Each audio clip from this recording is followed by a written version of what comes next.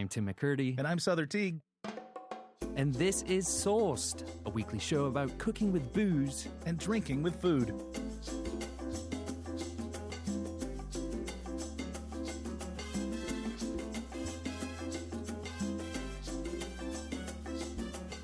Souther. Hey, buddy. Another saffron-heavy episode for us here today. Yeah, quick to have it jump back in the mix, but here we go. Here we are. Here we are. We're about to get into one of the most, actually, I think it's the most expensive spice known to mankind. But before we do, exciting announcement here on Sauced for us today. Exciting announcement? What do you got? So you know our chef, the Sauced chef. Our little logo. Yes. Yeah. Finally, he has a name. Oh, no. Yes. I mean, oh, yes. All right. How did we come to a name? So during our Kickstarter campaign that we were running before we launched the show, one of the options for folks to back us for one backer was the privilege of naming the Sauced chef. It was a high demand item. Okay. Someone snapped in there real fast and got that one. And we've been figuring out sort of behind the scenes what we're going to call the Sauced chef. And wow, I'm telling you, this could not be a more fitting name and story for the Sauced chef. Is it Souther? Do we name him Souther? It's close. I'll tell you that. I'll tell you that for free. So huge thanks have to go out to Rachel Despo, friend of the show, personal friend of ours, friend of the backyard barbecues here over at the Sauced HQ. Yep. And so the story of our chef's name is, big reveal, drum roll. Both doing that, trying not to touch the table because it's going to come real loud. There you go. So the name is Maurice. Maurice. Maurice is a great name in general because it sounds good. And I think of two things immediately when you say the word Maurice, the name Maurice. I think of Steve Miller Band. Yep. Some people call me Maurice. And then I think immediately in the kitchen, we I don't know why. Why do we refer to the rubber spatula, specifically the heat-proof one that's kind of curved, shovel-shaped, as a Maurice? Do you know why we call it that? I don't know. I think it must be the French name. I think it's a French thing. I don't know.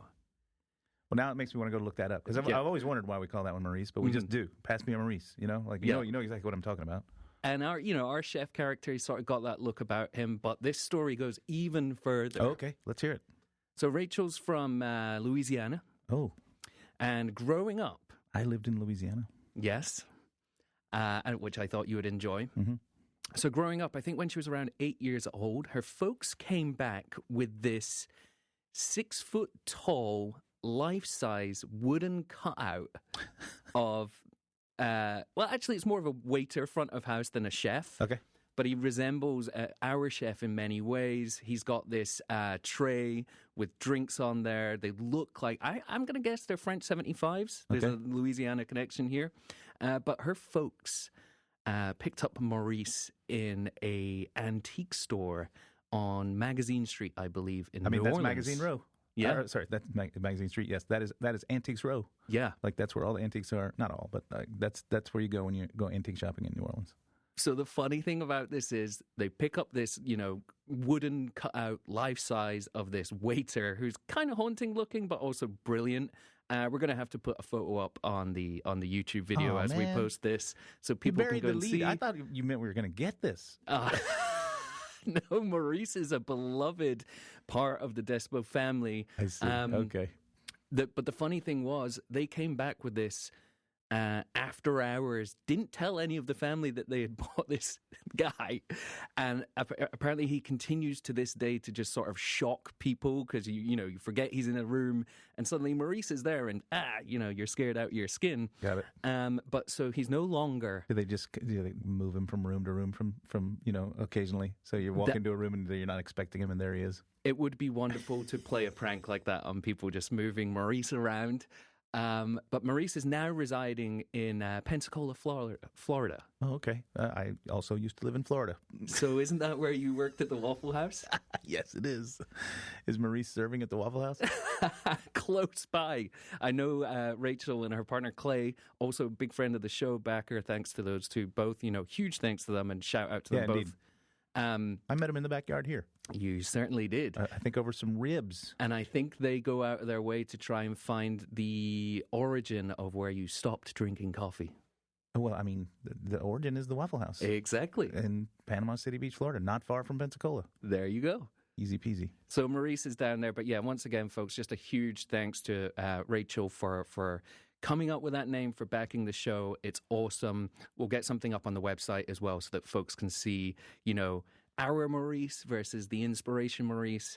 How are we going to refer to Maurice moving forward? Is he Maurice? Is he Chef Maurice? Good call. Chef Maurice. Well, if it was a former Scottish, well, he continues to be Scottish, but a former colleague of mine who's a Scottish chef, he always used to say, "Where's your Maurice chef?" So if we want to do it in a Scottish way, we'll call him Chef Maurice. All right. But we'll call him Chef Maurice for now, just to create that distinction. Okay. So yeah, we are off to the races. We are cooking. That's a big moment for us here at Sauce. Yeah. But now back to risotto alla Milanese. Okay. Tell me about it. Man, risotto Milanese, it's creamy, iconic Northern Italian rice dish, specifically from Milan, and it is known mostly for its vibrant golden color, which doesn't matter to me, as we all know, and distinct flavor, which are derived from, as we already mentioned, saffron. Yes. And there's some, cute things about where this got its, some of its origin or some of its lore. But that's the elevator pitch. That's the one-liner. Yeah, I put down here, I think risotto alla Milanese is the simplest great dish in Italian cooking, and also, in some respects that we'll get into today, different to the way you're taught to make risotto in some respects, or the order of things or the ingredients, right? Like a classic risotto, I think of building flavor. Mm-hmm. And I think this dish is almost like stripping away components to its most basic but also most brilliant form, highlighting some of those wonderful ingredients like the aforementioned and the sort of character-giving saffron. What do you eat this with? What do you like to eat this with? Well, it also traditionally, in its most sort of like original form, it involves bone marrow, and that's what I like to eat it with. Yeah. I like to use some bone marrow fat in the making, but then serve it with roasted bone marrow on the side, maybe with a little gremolata to brighten it up. And this is, for me, for sure, a first course dish. Oh, interesting. Okay. But I think probably the most common way you see it served is as a main course accompanied with ossobuco. Yes. Which does have a little bit of bone marrow in it. Yes. And that has a name for that combo. I forget what it's called. We might stumble across it somewhere today in the notes, but it does have a specific name. That, I mean, look, we can just get it out of the way now. Ultimate prince's dish, right? Especially if you're bringing that ossobuco into it. Yeah, I think so. Well, I mean, strangely enough, right? We've turned ossobuco into an expensive dish because there's only so much of the shank that you can get a hold of, so that it becomes a rarity. Then the price goes up. But this is again, I think we investigate a lot of these on the show. This is a cut of meat that's pretty low on the tier. It's the processing that makes this meat so valuable. Yeah. Wow, that felt like a mouthful the way I said it. Basically, it's a cheap cut of meat, and we're going to make it real nice. Yeah, and it's that cheap cut of meat that has been elevated into an expensive cut, like you said, due to supply and demand, but also that saffron-rich risotto. I mean, it's a prince's dish. There's no, and we will get into some of the preparations later on as well that take this to, an unnecessary level, I think you believe. Personal experiences with risotto Milanese or just risotto in general at restaurants? I mean, I've cooked pounds and pounds and pounds of risotto. I worked in an Italian place when I lived in North Carolina. It's a staple of the menu, especially in finer Italian restaurants or even not fine Italian restaurants. It is going to be in first courses. It's going to be in main courses. It's going to be in appetizers like arancini. Like there's kind of it's a staple at family meal because we're making so much of it. That we have to kind of utilize it even in the back of the house. Risotto is ubiquitous at nice Italian restaurants as rice is at any Chinese restaurant. Like you got to have it. Yeah. So I've cooked truckloads of risotto. Truckloads. And I would imagine you probably cooked your risotto base first. I mean, this is a restaurant-specific step that you're not going to do at home, much like we mentioned with our dry mashed potato. Do you want to tell us about that? Yeah, I mean, however, I would argue a little bit. I'm not always the voice of arguments here on the show, or am I? But I would argue a little bit and say, like, with the popularity now of home cooking, and thank you for listening. You're surely a home cook, and that's why you're listening to us. With the popularity of home cooking combined with the popularity of meal prepping, what I'm about to describe could be quite handy for the home cook. Yes. Right? And Good call. What you're asking me is how do we cook that much risotto and get it out the door? Because start to finish, even with all your mise en place next to you, you're looking at a 20-minute process to make risotto to order. Mm-hmm. And if you've got a business of any size, numerous seats that can order at different times, you don't have enough burners to accommodate making risotto to order. So what you do is, just like you described once before, the dry mash, you get your risotto to a certain stage, you stop the cooking process, and then you can then pick it up in about 4 to 6 minutes. Mm-hmm. So that process we'll talk about the process of making risotto. It's just that where you stop it. Yeah, so you're doing like a pre-cooking. You're maybe cooking it 30% of the way or something like that. I would say more like 70% of the way, and you're picking up that remaining 30% to order. Mm-hmm. But the idea is you get it most of the way there, then you spread it thin on sheets and get it into a fridge or a blast chiller if you have one, probably not at home, but at least into your fridge so it can cool as quickly as possible. And then you can sort of scoop that up into containers or zip-top bags or what have you. And then to order, it's just the same.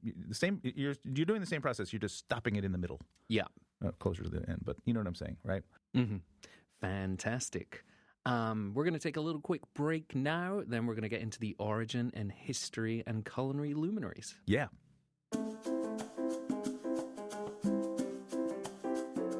We are back in the studio. Time to get into some history. Mm-hmm. Souther, I'm not going to trace the whole history of saffron here for us, but I will say it arrived in medieval Italy due to, the sort of trade routes that would have existed at the time, and then started being cultivated in Abruzzo, Sardinia, and Lombardy.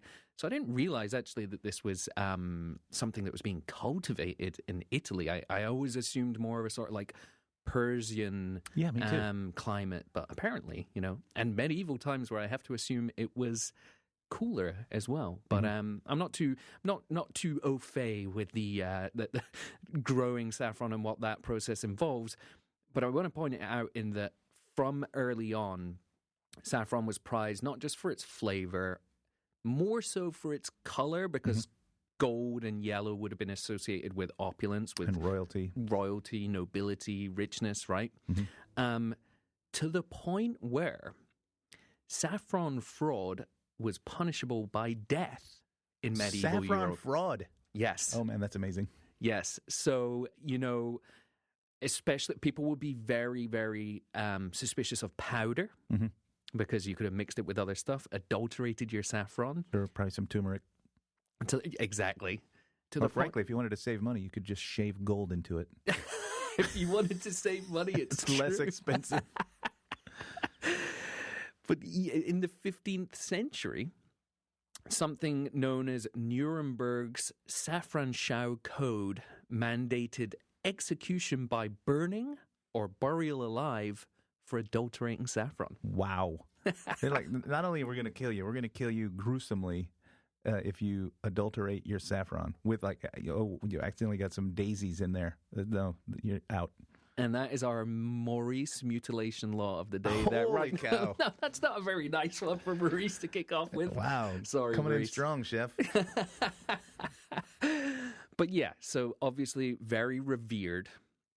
And then I want to point out the apocryphal legend of the origin of this dish specifically. Now, So I think I know this one. Oftentimes I come into the show and you have the history and I don't know, but I think I know this one. Or I think I know at least some. It sounds like lore to me. tell me what you got, and I'll fill in the gaps if we're thinking about the same story here. I have, it was 16th century construction of the Duomo di Milano, right? Mm-hmm. A glassmaker there was folding saffron into the blown glass for the windows in the cathedral to give them color. And then he added it to rice, making it a dish fit for a cathedral. That's what I know of risotto Milanese. So I have similar-ish story. Okay. Is what I have here. Sure. So yes, the Duomo's being made. There's a Belgian glass master called Valerio di Fiandra. He was overseeing the stained glass production for the Duomo.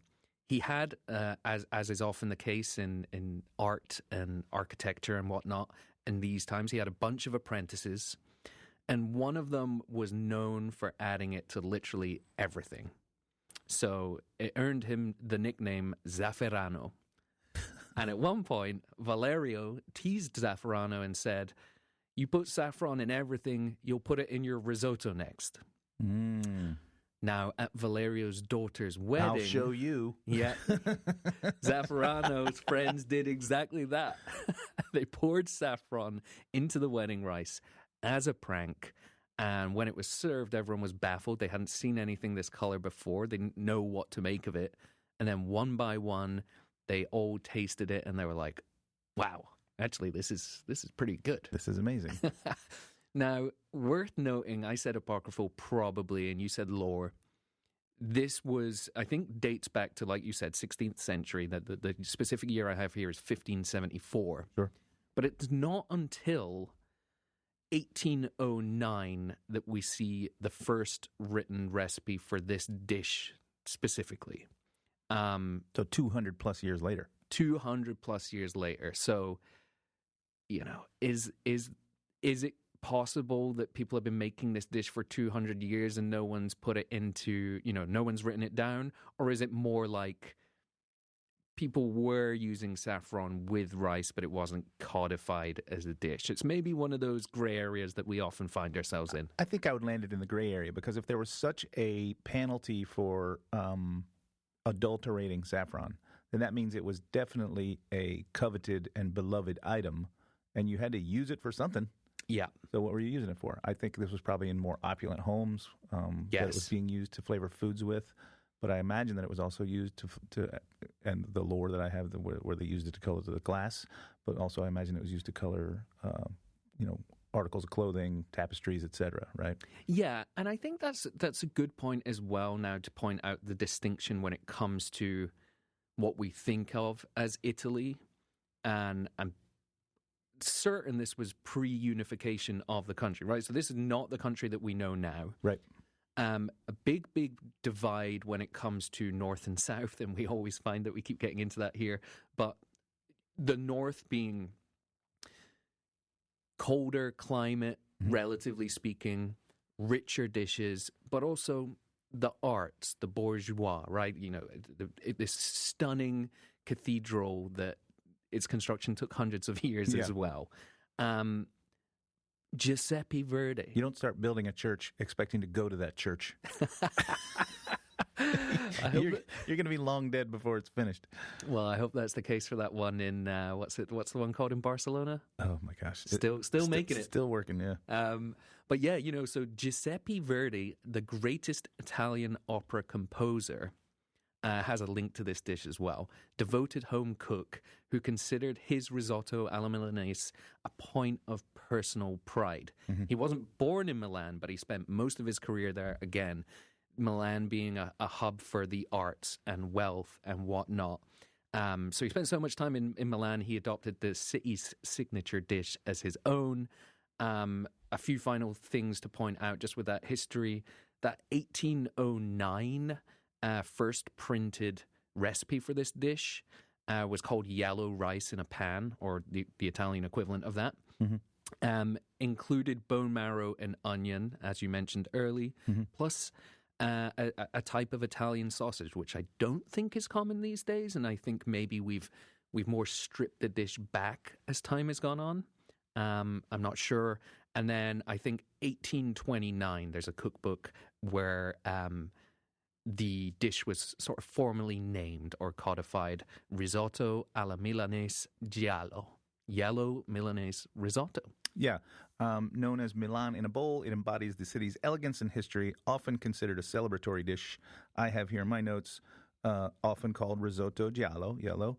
It's a staple of the cuisine that showcases the balance between preparation and luxurious flavor. Simple preparation and luxurious flavor. And I think that's man, if I had to codify, in one blanket swoop here and get in trouble on the internet, Italian cooking is that.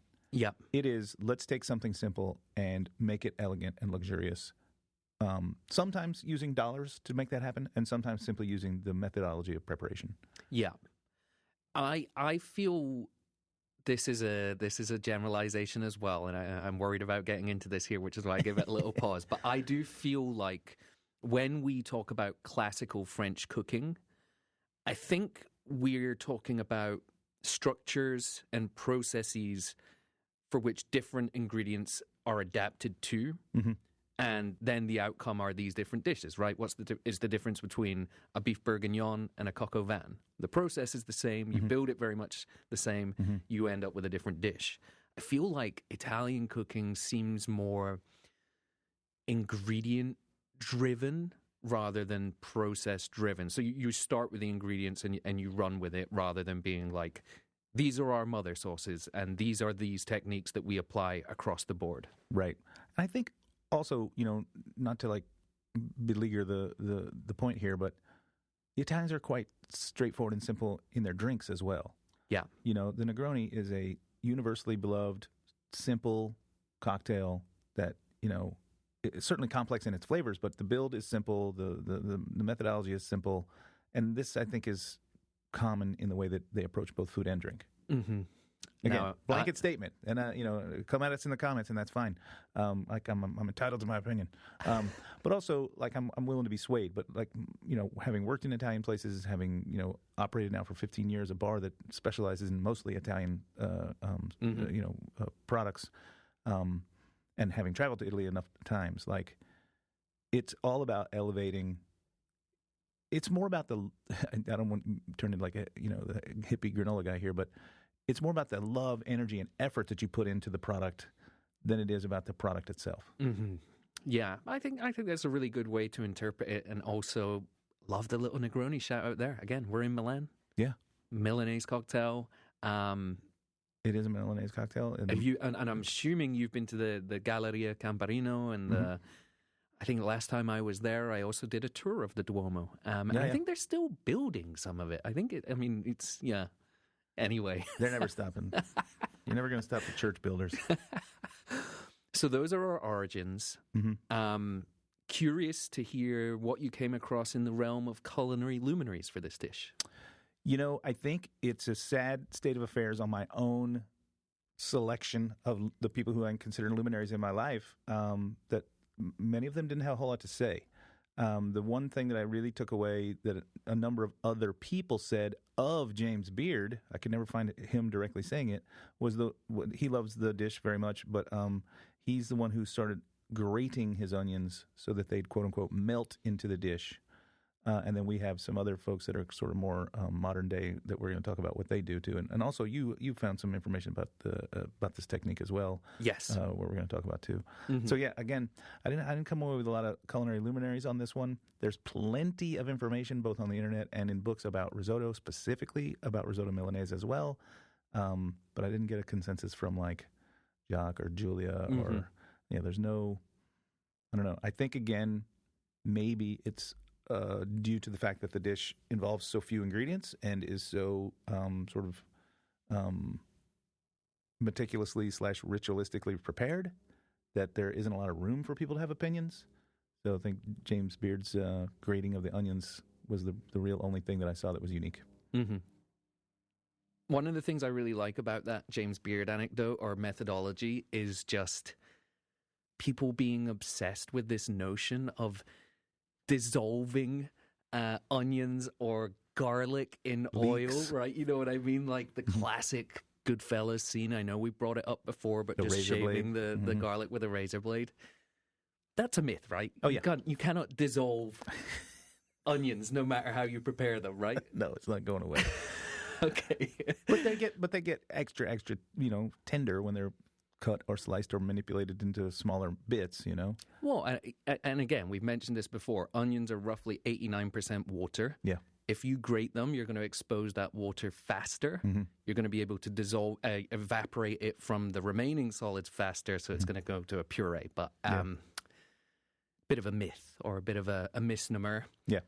I got two names to add to the mix here today. Yeah. So the first one, not a chef I'm familiar with, but very renowned Italian chef, Gualtiero Marchesi, or Gualtiero Marchesi. I'm sorry again, Spanish is more my lane than Italian. I'm sorry, folks. Considered the father of modern Italian haute cuisine. My guy had 3 Michelin stars. The first Italian chef to earn 3 Michelin stars. Pow.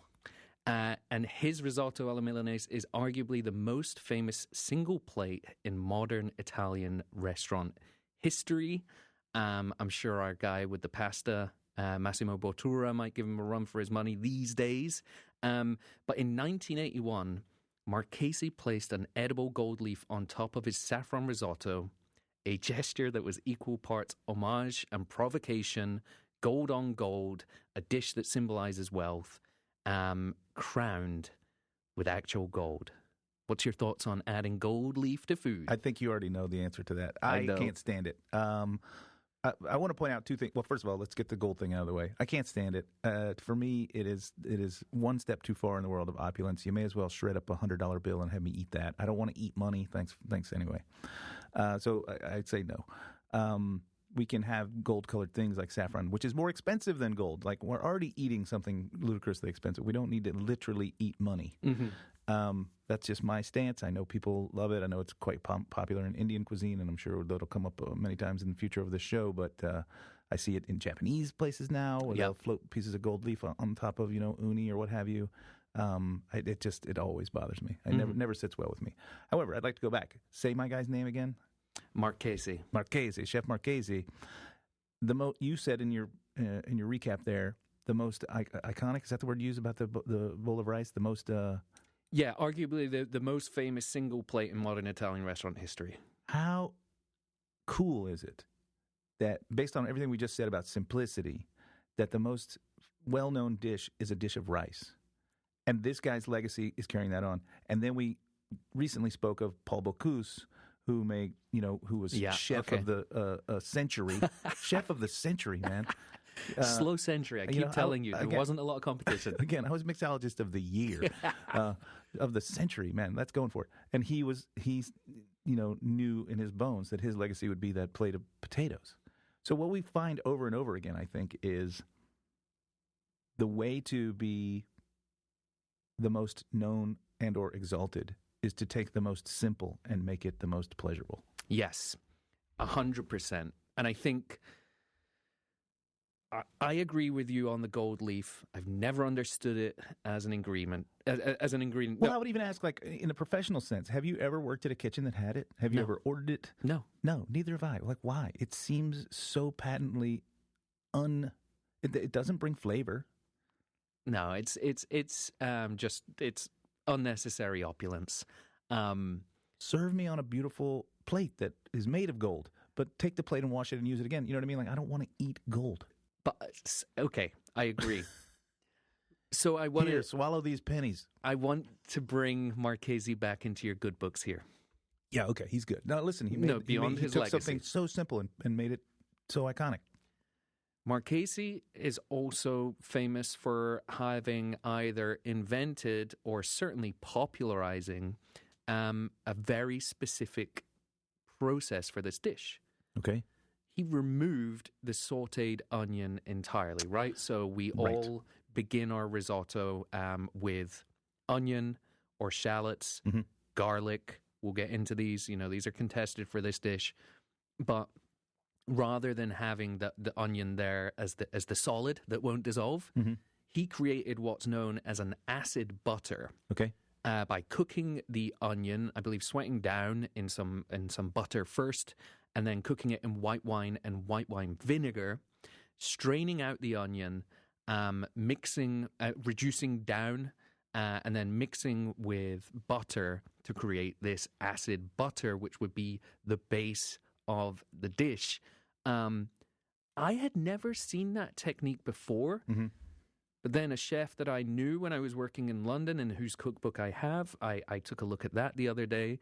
His method was slightly different, but did a very similar thing for risotto, this acid butter, which I've just had never come across before this. I've never come across it in real life as a preparation or seen it done. Yeah, we talk often about the guys from Fallow in London, and they do this as well. So effectively what you described is they're making a onion stock of wine and vinegar that then they strain and reduce to a syrup that then they fold into butter like a compound butter. And then these guys use it to finish the risotto. You're saying chef started with the butter? So I don't know whether he started the dish with this, but he certainly removed the onion from the beginning of the process and then specifically used it in this other process. And we're going to use this word a lot today, or we're going to try mantecatura, which is the finishing of the risotto, which is, a semi-violent beating in of cold butter and cheese off the heat. That's going to be another identity of this dish and a technique. Yeah, for sure. And I've never tried it, and I'm excited to try it. I'm definitely going to incorporate it into our version, I think. Yeah, when we make it. So, Marchesi, got to give the guy a shout out. And then, I did have one or two other, London chefs or London-based Italian chefs, but I think that is the most notable name for us to look over today.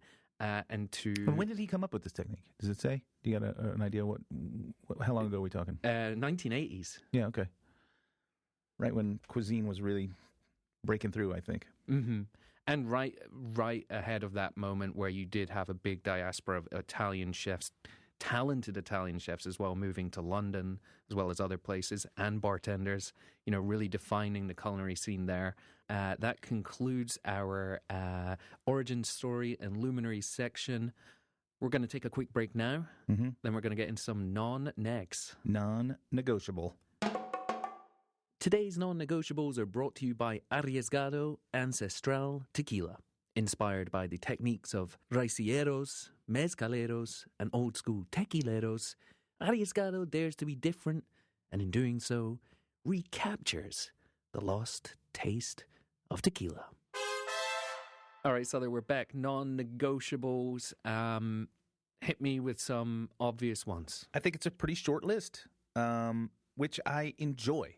I enjoy when we get dishes that the list of non-negotiables is pretty short, because it just means that the creativity has to come from the boundaries, right? So I say first, obviously, we need some rice, and there's two choices here. One of them is correct, and the other one is less correct. Wow, there's a lot of rice out there, but you've taken us halfway of the journey already. Please continue. Your choices really are Carnaroli or Arborio.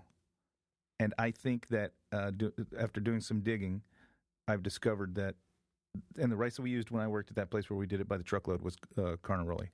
And I think that is the right answer. And doing some digging, though, I go to the stores that I shop at, and I see that I don't find it anywhere. I find Arborio everywhere. And you and I did a little digging, and it shows that it really just comes down to Arborio has better, PR. They're marketed better. Because the Carnaroli is the superior choice for this preparation. Yes. And I feel like you can tell me why more. Yes. So Arborio for sure is the most common rice that's used for risotto. And I believe is cheaper and easier to sort of cultivate there.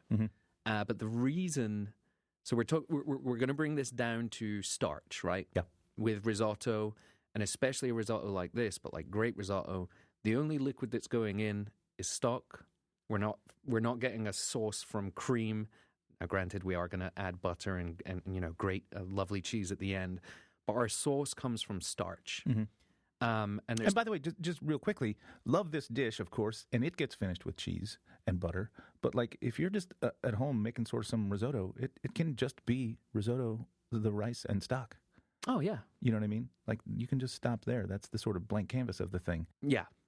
And no, and totally. And the whole process of risotto, and we're going to get into this in the science a little bit later as well, I would imagine. But like, what we're trying to do here is develop the starch and manipulate the starch in the way that we want to. Mm-hmm. There are two different molecules of starch that we're focusing on specifically here. Okay. One's called amylose, and Mm-hmm. one's called amylopectin. Carnaroli has more amylose, which keeps the grain intact, sort of like the skeleton or the structure of it, while arborio has more amylopectin. Amylopectin is the starch that sort of seeps out and creates your sauce. Mm-hmm. So you're going to get a saucier risotto if you were using arborio. You're going to get more structure, and it's going to be easier to cook it to al dente with Carnaroli, because a lot of A's, the arborio, once you get it to that point and once you get it close, because it has more amylopectin, it's going to be starchier and soupier and easier to overcook. Do you think that's why Carnaroli is the king of risotto rices? Yeah, I think that arborio rice, as you just said, it's easier to overcook, which will certainly result in a more saucy final product, and I think that that's in some ways desirable. What for me is not desirable is the fact that then there's not enough distinction between the grains. Yes. Because when I'm eating orzo or I don't know what I'm thinking of here, pastina or rice or risotto or any of the myriad of things where when I'm hungry and I want to eat 1,000 of something, this is what I choose. That's a Mitch Hedberg line. Anytime you want to eat 1,000 of something, rice is a good choice. I'm looking for that mouthfeel. It's quite important to the dish, to me, to be able to discern grain from grain on my tongue, on my palate. So, again, that's why I'm reaching for the Carnaroli. For me, Carnaroli is the non-negotiable. That does have some wiggle room, because if it's so non-negotiable that you can't find it at your grocery store, then it's a problem. So pick up arborio is second choice, but it is a close second. Short grain rice. You need a short grain Italian rice, yeah. Yeah. That's non-negotiable number 1. Non-negotiable number 2. For this dish? I'm going to hit you. Go it. Saffron. I mean, it's got to be there. But I'm going to say this for the rest of my life now, after thinking about this, after thinking about that law. I hope what you're going to say for the rest of your life is make sure you don't have saffron at home before you buy saffron. Who can ever have too much saffron? Not you, apparently. Yeah, I've got a little bit of a stock over here. I'm Fred's exclusive from now on. No more powder for me. Okay. If I want powder, I'll powder it myself. Okay. I don't want people adulterating my saffron. Ooh, based on that law, and you don't want to be murdered for. I don't want that either. Saffron. But I do think about this. When I was in that kitchen in Argentina, and the state of the Argentine economy at the time, and the fact that we were able to afford and put saffron in dishes, and what was the little vial we always bought? It was powder, and it was probably adulterated. Yeah. So that's a shame. So someone was getting one over on you. And also, so one of the chefs that I was going to mention, Giorgio Locatelli, is one of those great Italian chefs who moved to London, and it's famously a Michelin star chef in London now. That was a non-negotiable for Giorgio. He says, he wants to be able to, he wants the color of saffron, but he wants to see the threads in there in the dish, and I like that. Yeah, I do too. It'll color the whole thing, and then you'll have these little intensely bright colored little threads in there that really signify that you've got the thing, right? Like it's a protection for the consumer. I don't fight against the powdered saffron though, because all that is the shake, right? They're saving the threads to be the premier item, and then they still have this product. They're going to use it, so let's grind it up and use it. I don't think adulteration is as prevalent as it may have been back in the day. I don't know, man. You're talking about a spice that's pound for pound more expensive than gold. Yeah. So you're right. There's good opportunity here.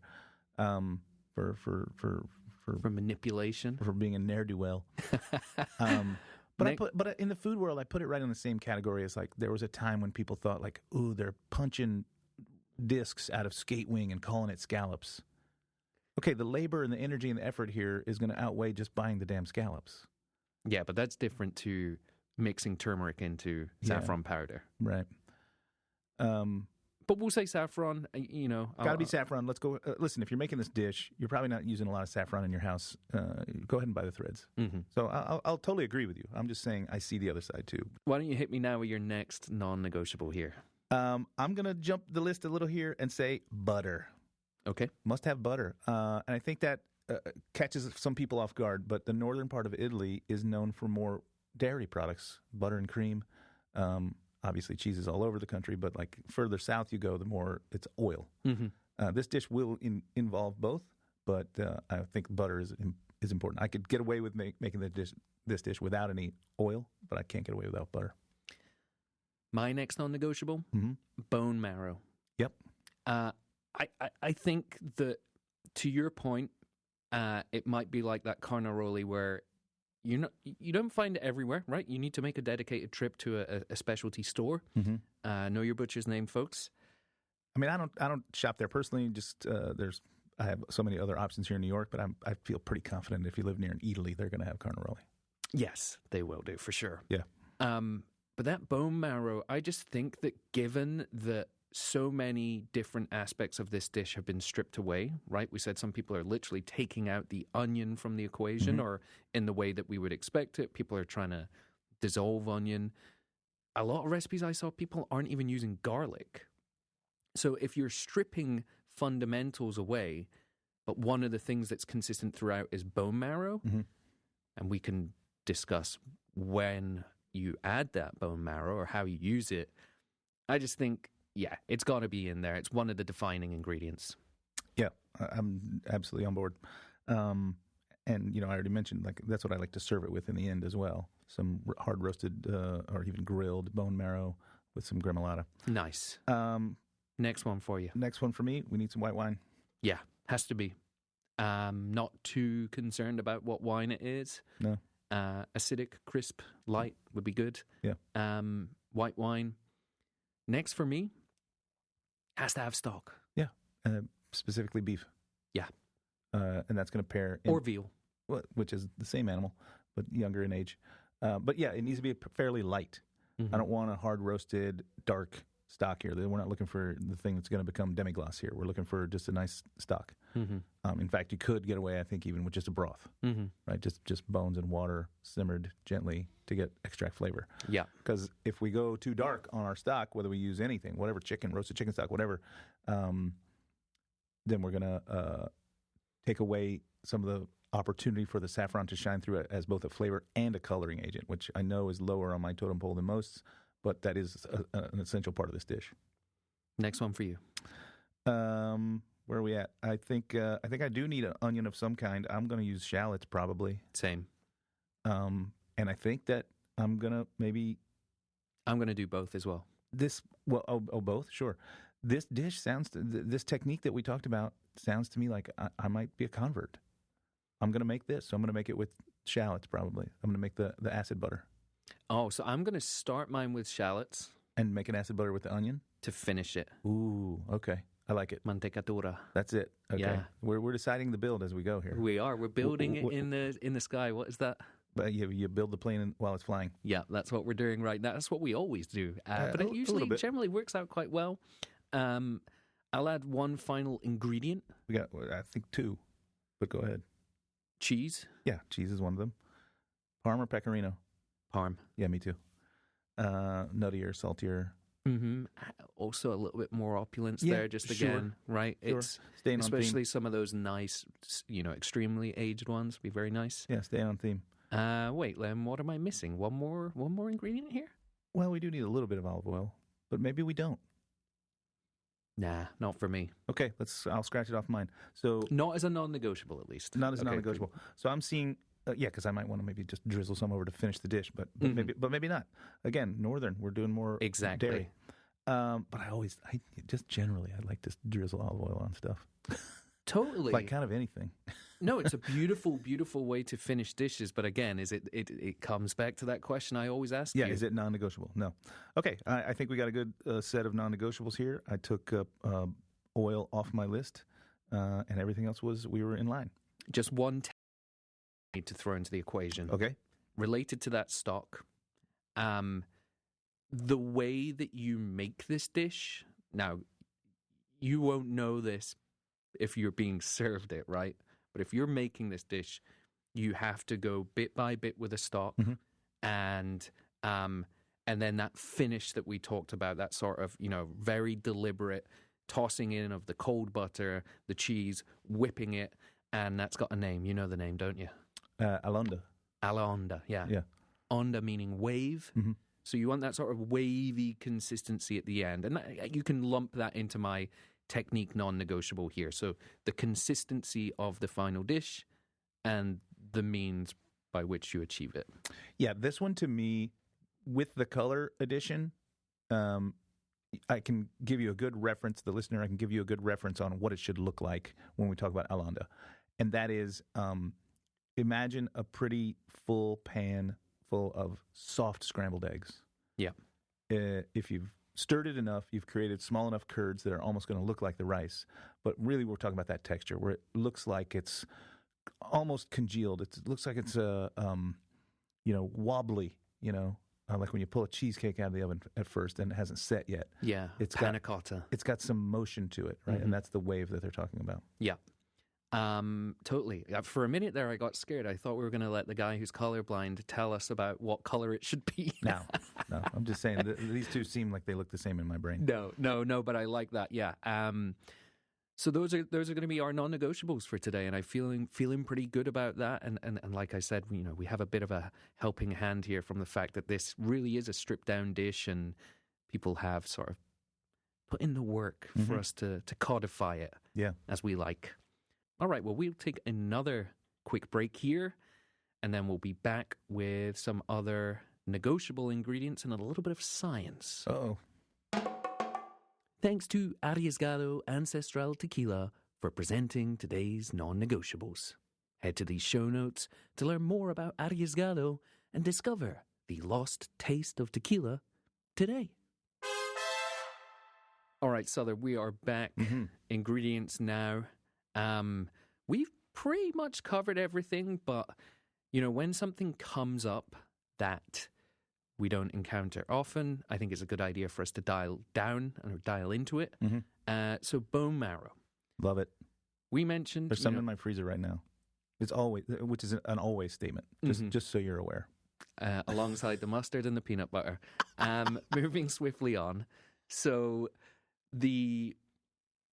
my local supermarket, like I said, go to your butcher, whatnot, but if that's not an option for you, or just because I was walking around the supermarket last night and I saw in the freezer section they have a small tray of bone marrow in the bones, and I thought, well, how would I approach this? So 2-part question for you. Number one, if you see that or if you buy it frozen from your butcher, how do you prep it at home? And then how are you incorporating it into this dish? Yeah, sure. So first I would say most ideal is the longer bones, and then if they're still whole, obviously you're going to have your butcher slice them in half lengthwise, right? So it's like so the bone itself is like a hot dog bun, and the marrow is inside is the hot dog. Is the hot dog. The rounder ones are usually shorter. They're more difficult to prepare and eat. So I always get the lengthways sliced ones. And if your butcher is there, he's got a bandsaw. He'll happily do it for you. And frankly, if he's smart, he's already done it before we put them into the freezer case or whatever. Okay, so then when you get them home, no need to really bother with thawing them at this point. What you're going to do, though, is put them into a bowl of ice water with just a little bit of salt.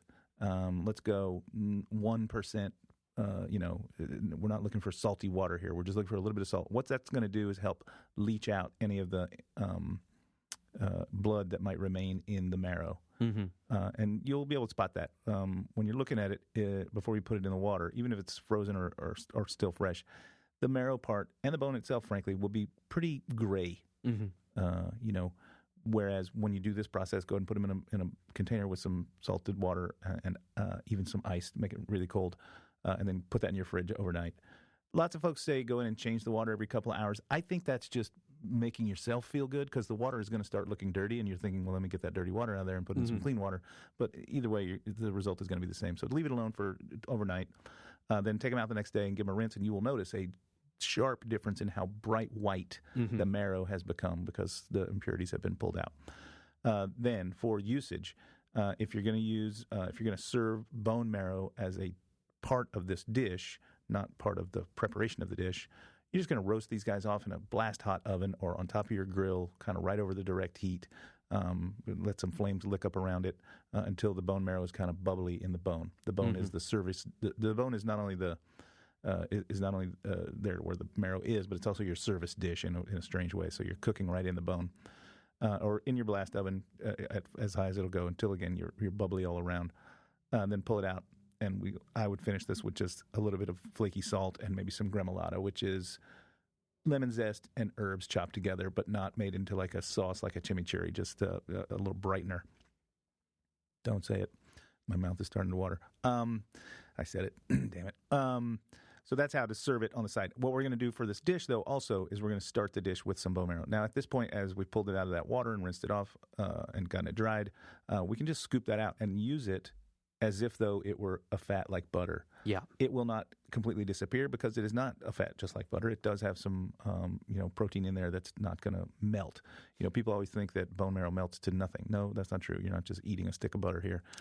Same with like foie gras. People think when I cook my foie gras, it's just going to, if I cook it too long, it'll go away. Have you ever had a whole poached foie gras? It is life-changing. and also it didn't turn into just liquid. So you're just going to use that. And so when we get to talk, are we about to talk about the dish anyway? So this is where I would start this dish. Getting my pan going, adding in some of that bone marrow and letting it melt, and then that's when I'm going to saute my shallot in and risole. Well, that's the French word. What's the word again in Italian? Tostatura. We're going to get into that into a sec. I'm going to tostatura my rice and move forward from there. But that's how to process bone marrow. Yes, fantastic. So I like that dual sort of service there as well and utilization. And also just if you're fancying a little bone marrow snack, so they set you right up there. I think with that gremolata is going to be delicious. Yeah, and also bone marrow is usually pretty inexpensive at your butcher shop anyway, and whereas crazy, it's wildly expensive on menus. But anyway, go pick up, whatever they have, pick up as much as you can hold in your freezer. Do that process that I just described, and then freeze what you're not using right away. I keep it in my freezer all the time because I have people over often, and we grill out. And one of my favorite things to do is just grab a couple bones and throw them on the grill and then have some bread, crusty bread to kind of scoop it onto while we're cooking the other things. So bone marrow became a staple of my grill parties. So if you arrive early enough, because it's one of the first things I do. People start arriving, we're far away from dinner. I'll grill off a couple of bone marrow and some crusty bread, and we'll have that with some wine or whatever while we're grilling everything else. Delicious. So getting back into that tostatura, the toast, and sort of taking us seamlessly or somewhat into the science section here. This is one of the main processes that you will learn, or the most important ones you will learn when it comes to preparing risotto. This is something that happens after we've sweated down our aromatics, onion, shallot, garlic if you're using it. And then you're going to add your rice, toss it in the fat. There should be some excessive fat, right? Butter here, maybe butter and olive oil. And what you're looking to do there is coat it in a layer of fat that is going to sort of solidify in a way, or toast, as we said, this is the toast. That's going to further slow down the release of those starches into the dish. It's going to give you more control when it comes to looking for that sort of al dente texture. It's going to allow you to have a more even cook. And then in the meantime, by creating that sort of that layer of toast by, what would almost what's the word that I'm looking for here? Just almost encasing it in that fat and that toast. It's the candy shell on the M&M. The candy shell, right? Exactly, shell. So creating that shell. In the meantime, the starch inside is also going to gelatinize. So, you got a bunch of different stuff, but this is ensuring, to your point much earlier, when we're eating the final risotto, We want the starchy sauce, but we want to be able to feel those individual grains. And that's going to happen during this, this is going to be one of those crucial preparations for that. Yeah, I think the analogy I would use beyond the M&M, which kind of works, is a French fry. Yes. We're going to get a crispy exterior, but we're going to still have a creamy, fluffy interior on a French fry, and we're going to have similar things happening to this rice. Yes. Another defining aspect of risotto preparation that I think a lot of people will immediately go to, and also that sets it apart from different grains, from different rice, the constant stirring that needs to happen. You've toasted your rice, you've deglazed with your white wine. There's an Italian word for that. Yeah, your Italian is great. Sfumatura. It doesn't help that they're putting a lot of weird consonants next to each other. Yeah, but the sfumatura, the deglaze. So once you've done that, then you're going to add your stock. Tell me why we are adding our stock bit by bit, slowly by slowly, rather than, hey, can't I just dump the whole bunch in and eventually it's going to get there? Like, what is the science behind the gradual stock? Well, there's a couple of pieces here that are involved, and I'm sure you've got more intel on the temperature is an issue. We want to keep this starch cooking at a consistent temperature, and if we start with all the stock in there at once, it's either going to be too hot if you've got the stock already boiling, or too cold if you started from cold and moved into hot. So the temperature is at play. Holding a regulated temperature throughout the process is going to result in a better end result. And then second to that, I would say the stirring is necessary. So if you put all the liquid in there, you wouldn't be stirring. The stirring is necessary because that's what's sort of like coaxing out that starch, which, as we spoke earlier, is creating the sauce. And I didn't say it earlier, but I'm going to say it now. In a weird way, mechanically, the whole dish of risotto, we're just building a nice sauce. Yeah. Like, if you took away the fact that we're just going to eat it, this is just a sauce, like all the way. I'm not saying the sauce we're creating. I'm saying it is a sauce in mechanics, right? Yeah. Yeah. Okay. So tell me more about the temperature. No, so yeah, you're totally right there, right? The mechanics, we're creating friction to release that starch. It doesn't happen without that stirring. Right.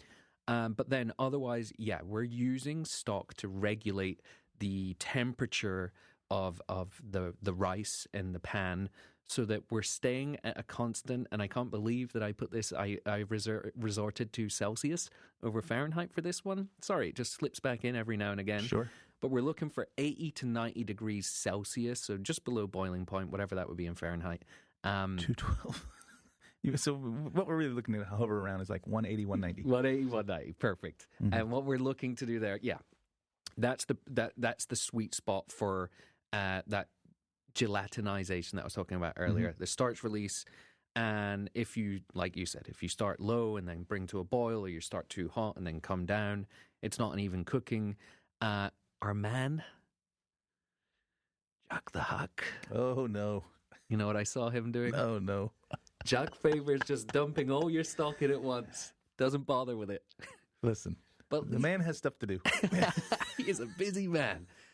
He's got chickens to paint. But I would argue that if you do that technique, and I've done it once in my life because I was like, is this just pseudoscience? Is this just, kitchen lore or whatever? To me, it was much more like a porridge, oatmeal. Had to translate that for the Americans there. Than what I want from a risotto. So those are our key scientific names of the day. I'm going to give it a go one last time as well. Our finishing, the mantecatura, is Mantecatura. Mantecatura, alonda. And the reason I just want to surface that one again. So, manteca. Yeah. It means butter. Butter in Spanish. Well, yeah. This is an Italian technique. Yeah. Right? Yeah. So the word entered Italian through Milan's connections to the Spanish Empire. Lombardia, right, was under Spanish Habsburg control from the 1500s to the 1700s.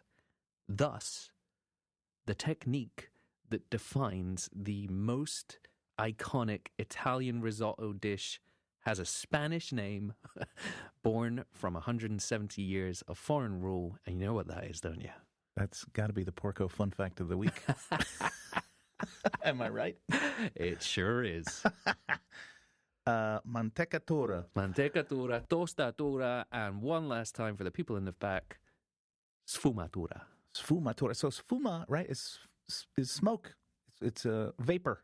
Yes. So when we're pouring in the wine for the sfumatura, we're evaporating it all because we're cooking it down, right? Because it evaporates at a lower temperature than water. That's right. So we're being left behind, much like you said about like people thinking bone marrow. When we reduce white wine down, we're not left with nothing. Yeah. We're left with all the other good stuff. Yeah, all the bits. Acid, the stuff that are going to, really complement the dish. So that has been the science, the negotiable ingredients. We're making good pace. Time for us to take another break, and then we're going to head into the build. The preparation. Today's preparation is brought to you by Underberg. Built for chefs, loved by eaters, and the last course in every good meal. That's Underberg. All right, so there we are back. Time for the preparation. Mm-hmm. We walked through a lot of these different processes. Let's bring them all together. Kick it off, please, with your take. Yeah, I think based on everything we've decided here, we're going to start in a pan with some of that bone marrow. We're going to render it down. Are you chopping? Are you dicing it up?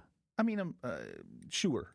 Right, again, it's going to just kind of come out crumbly almost when you're just breaking it off from a piece that's still cold and raw. Mm-hmm. Crumbly is the right word, I think. Yeah, here. I think it's so. Gonna look like, cottage it's cheese. going to look like more like hard, firm tofu or feta cheese, maybe. Gotcha. Yeah. Anyway, we get some of that in the pan, start it rendering. Once it's kind of liquefied. Mm-hmm. Yes. Once it's liquefied a bit, we're going to go in with our aromatics, whatever we're using. And we said in the non-negotiables it was certainly onion, shallot. We didn't say garlic. And I think, frankly, this is an Italian dish that does not need garlic. Yeah. But you do yourself. So I'm going to just go in this case with shallots, because we talked about what we're going to do with the onions later. So shallots are in. Once they are, softened, I'm going in with my Carnaroli rice, and I'm going to toss that around so that it gets well coated with the fat, and then I'm going to keep moving it in the pan until it's slightly translucent and toasty. And also I'm listening, right? It's another dish where we can listen in. I'm listening for a different sound. When the rice first goes into the pan, it's going to sound kind of tinny, but as it gets toasted, it's going to sound like little pearls are being knocked around in there. It's going to take on a different sound. Once we've got the nice, I'm struggling, I've already forgotten the tostatura. The tostatura, yeah. There we go. Once we've got the tostatura happening, don't forget, I should have mentioned, we're going to have our stock on the side on a burner of its own, maintaining, about 180 degrees. Or 80 Celsius if you... Yeah, ish. You don't need to break out a thermometer here. I'm just saying, you want to have some hot stock, not boiling. And then, so once the rice is nice and toasty, we're going to go in with a ladle. And by the way, I'm using my sauteuse, probably a 10-inch diameter, not a saute pan. It's got some walls on it. Yeah. And then I'm going to ladle in enough liquid to just barely cover the rice. Mm-hmm. And then I'm going to give it a good stir.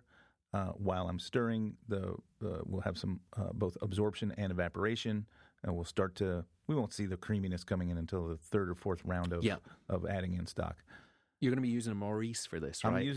I'm probably using the wooden version of a Maurice for this dish. Mm-hmm. It's not a wooden spoon, though, because you need to get into the edge of that pan. Yeah, like you said, this is a pan with walls. It has an edge where the base has a 90 meets degree angle. Yeah. So the wooden one that is flat but angled. I don't even know how to describe this thing, but I have a few of them. We'll put a picture up somewhere. I just can't believe that. But you can use your Maurice. On the day of our chef Maurice, you're his eschewing coronation. him and you're going all right, we're using for a wooden version, a wooden knockoff that you don't even know the name of. Come on. We're using the Maurice. Yep, okay. Go back and edit all that. We're using the Maurice. Get your Maurice in there and stir. And then as you see that liquid has been both absorbed / evaporated. Oh, wait, did I skip the wine?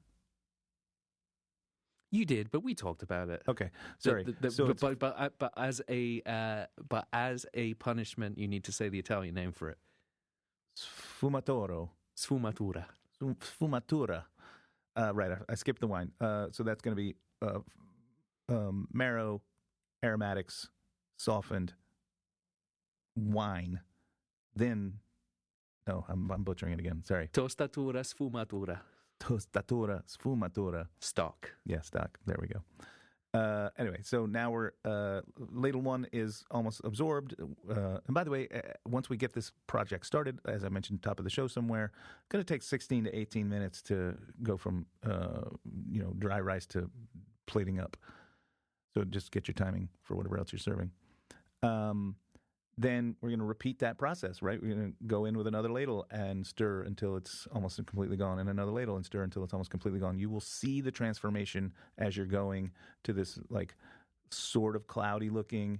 Then it's going to start to become sort of creamy looking because all that stirring is also helping to emulsify. It's not just pulling the starch out. It's you're keeping it in motion, so you're emulsifying. Again, we're building basically a sauce. Building a sauce. Yeah. Let's get sauced.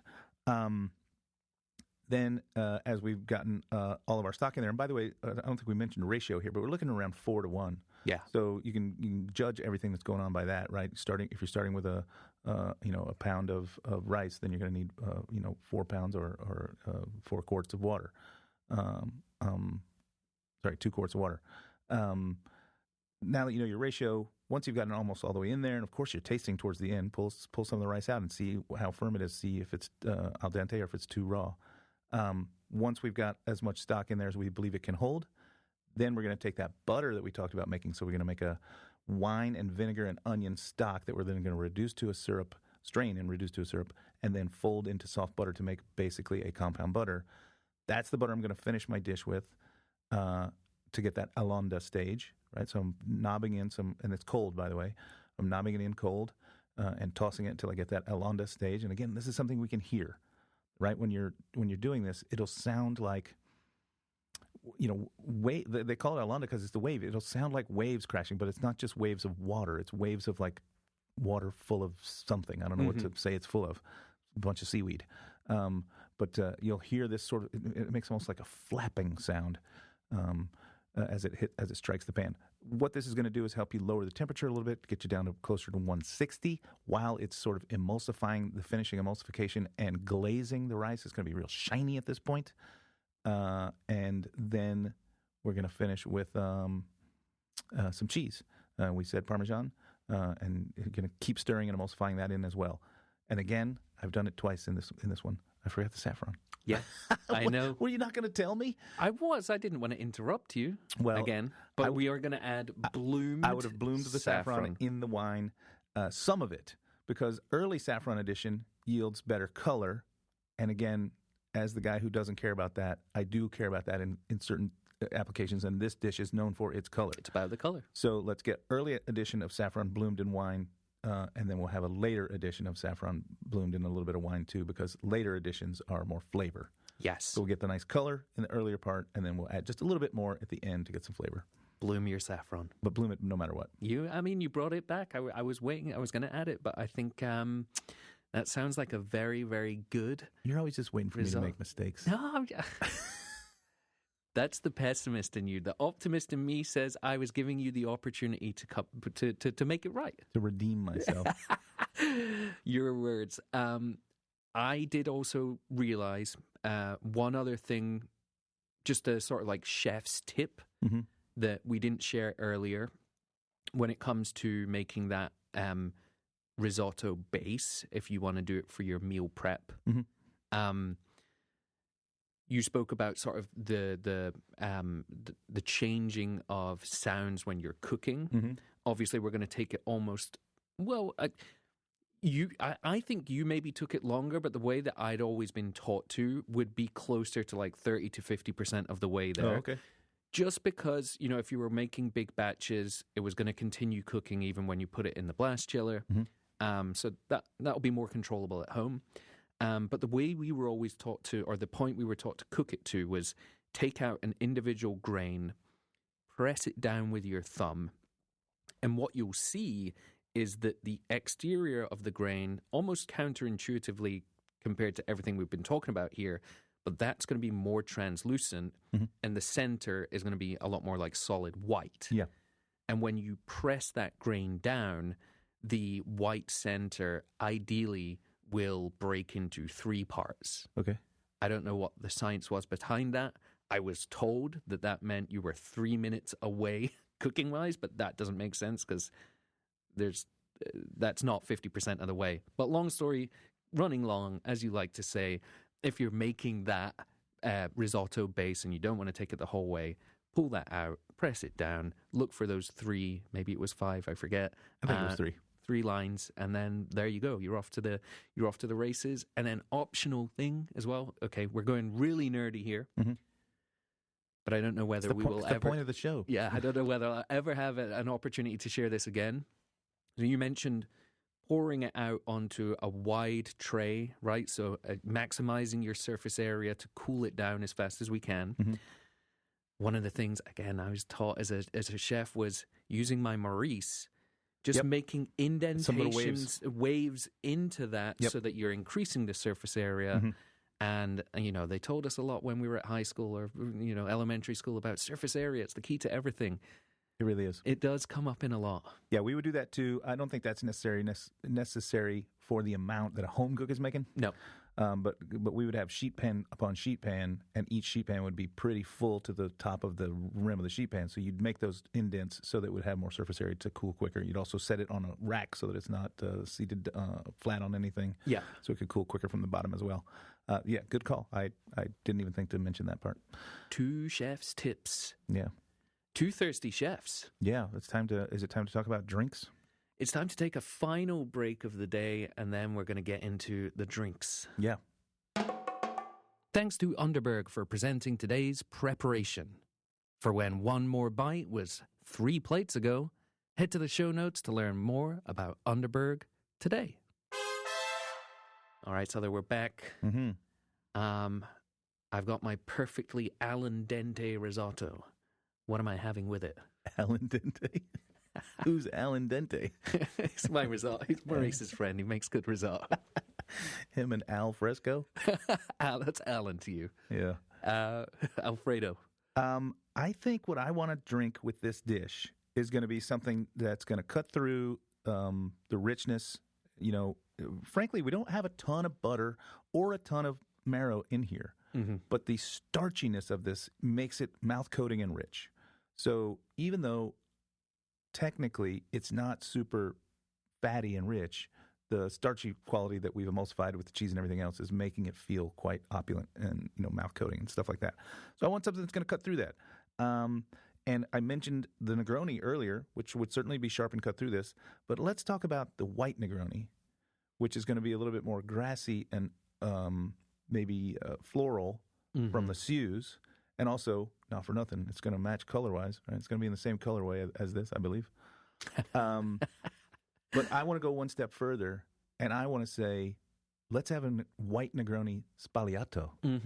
Let's go ahead and add some sparkling wine to the mix. That way we've got, effervescence that's, again, going to help cut. It's going to be, I think, a little bit more, it's going to tingle my mouth and wake me up and be like, this is sharp and bitter, but effervescent and somewhat fruity. It's going to go great with this dish. Are you garnishing that with gold leaf? No. But can we bloom some saffron in our Prosecco? Why not? Right? 100%. Maybe just a little bit because you want it to be room temperature. Frankly, though, I would bloom it in the gin. Yeah, no, better idea. Right? The higher alcohol percentage is going to be a better solvency. That'll happen quicker, so you don't need a ton of time. And also, certainly, you don't need a ton of saffron. Again, it's super expensive. But that's the thing. It's expensive by the pound, but no one's buying it by the pound. No. You're buying a fraction of an ounce. This is, you're getting a dime bag of this. Yeah, especially... Did I just show my age again? Yeah, but I agree with you there. And look, if you really don't want to go to the effort of that, which is not an effort at all, but you can buy Old Raj Scottish gin, which it has saffron in it and a light color. It's very light. It is a light color, and if you're making a white Negroni with Suze, you're going to boost that color by a lot anyway. So I don't know if the color is the key here. More the flavor. But it's the flavor, yeah. And the aroma. I would absolutely amend my white Negroni Sbagliato to a saffron-infused white Negroni Sbagliato. Got any names for us here today? You know, I don't. I'd like it when you come up with the names because I would just call this the white Negroni Sbagliato infused with saffron. Man of few words, succinct. Well, I just I don't think I need to. So I actually had basically a very, very similar idea for this. I was just thinking, we're in there. We've already done a white Negroni riff, so let's add our Sbagliato. So I had a very similar cocktail, and I called it the Sbagliato Dorato. The golden Sbagliato. Okay. Are you putting gold leaf in yours? No, I'm putting saffron in there. I'm going to take it to the next level. I'm having mine as an entree. Okay. And I'm doing it that one plate of risotto Milanese, and then on the side I'm going to have that veal ossobuco. Yeah. With a bone marrow on top. Why not? Listen. Why not? It's Gild the lily, Tim. So in this vein, in this very, very, in this prince's realm with which we are roaming, I would like to. I'm going to double park. In my left hand, with my risotto, I'm having Franciacorta. Sparkling white wine made in the same way as champagne with many of the same grapes, but from Lombardy there in Italy. So Italian sparkling white wine, more expensive than Prosecco, but not too crazy expensive, high quality. And then in my right hand, along with my ossobuco, I'm going to either go for, Barolo, Barbaresco. I'm going opulent, I'm going rich, I'm going big, I'm going Northern Italy, and I'm not even going to think about beer. I'm just going two classic, crisp, luxury wines. Can't wait for it. This is going to be an expensive one to cook here at the Sauce HQ. You know what I might throw in just to add an ember to the fire? I'm going to have mine with my white Negroni Sbagliato. I'm going to have mine as a first course, as we discussed, with the bone marrow on the side with some gremolata. And when I finish that, before my entree, whatever that is, comes, I'm having a solid ounce of Fernet Branca. Ooh, nice. Which for the saffron connection. For the saffron connection. 70% of the world's supply. Yeah. I like it. I was also going to say, when you were talking us through the preparation, I was thinking about something we literally did recently, which was just pouring a little glass of Marsala while we were cooking, and that was really nice. Yeah. Just a nutty little... Yes. Well, that nutty aroma of the toasted rice with a bit of Marsala would be outstanding. In a small little glass there, like nice, slightly chilled little glass of Marsala. Yeah, I don't want people to think we're always getting drunk. No, they're small glasses. We're always just kind of maintaining. It's like that movie where those teachers committed to keeping their... Modest Matson, I don't remember the name of the movie, but it was great. That's what we strive for here. We have standards and we strive to keep them. That's right. So are there any final thoughts for you here today when it comes to what are people making out on if they never make this dish at least once in their life, or just any lasting impressions for you? Yeah, well, missing out. What they'd be missing out on, I think, is... there's a lot of history in this simple dish. I think it's a new way to take a look. It's not a new way. Mm-hmm. I think we've gotten away from the way we should be looking at a dish like this, and it is a reminder. How about that? This dish is going to remind you that simplicity, it can be opulent and gorgeous and delightful to yourself and to your guests. I always talk about you want to cook with other people. Like, you're going to really be... you're going to become the educator to whoever is in the kitchen with you, sipping on some Marsala or whatever while you cook this dish. Mm-hmm. And I think if you're the type who's going to be at least moderately introspective, you're going to learn something too. Mm-hmm. And I don't mean just about the dish. You might learn a little something about yourself. Yeah. Wow, that's very deep. Well, it's like a after-school special movie. Not only did I learn about risotto, I learned a little about myself. I think for me today, I hate to borrow it from our mussels episode and at least maybe one other, but this is the singular maybe not dish, but preparation, risotto in general, is the thing that I think about as the best way to highlight to folks where you are engaging senses that you don't always associate with the kitchen. You spoke about the sound of the rice as it's changing lightly during the tostatura. The smell of the rice toasting. The smell, the vigorous whipping action to get the alla onda. That's just, maybe using muscles and senses that you're not always tuned in the kitchen. And I think this is the perfect example of that. Because again, this reminds me of being in a kitchen. Even when you're making just the base, you don't have the luxury to stand in front of a pan in a kitchen and not do anything else. Right.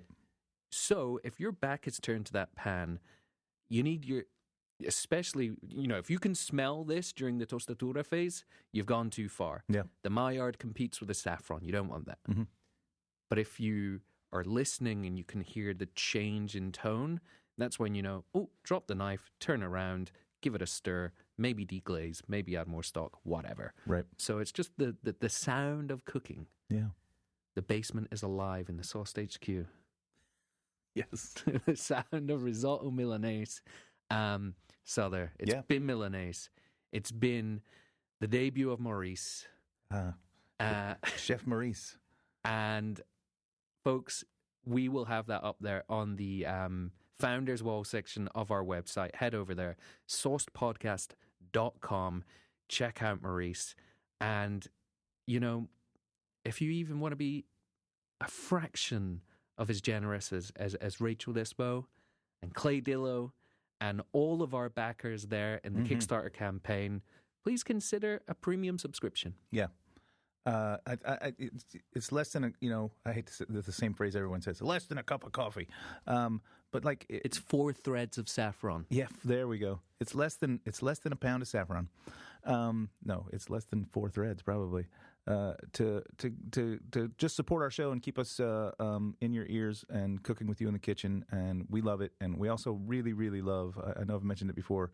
When you show your work, we've seen tons of people posting the recipes, both the food and the drink, not necessarily at the same time, but love seeing that you're listening, love seeing that you are engaging, and love seeing that you are making the things. Yeah, and I tell you what Souther really loves as well, folks. He loves it when you use his specific terminology. Showing the work. # show the work, folks. Showing the work. In the meantime, it's time to pull out the apron. Put it on the apron, maybe. Well, And unfold the shaker. Yeah, and start cooking. And imbibing. Let's go. Let's get sauced. Cheers, buddy. Cheers. I'm already a little sauced. Sauced is recorded and produced by The Coaster, an independent podcast network based in Brooklyn, New York. Huge thanks to Charlotte Ager for designing our show logo, as well as the beautiful illustrations on our digital recipe cards. And thank you to George Miata for composing our awesome theme music. Escucha eso. Big thanks as well to all of our partners on today's episode. Please head to the show notes to check them out. We truly couldn't make this show without their support. And speaking of support, thank you to our premium subscribers, especially our founding tier backers from Kickstarter. And finally, thanks to you, listener, for joining us on this journey. Until next time, let's get sauced.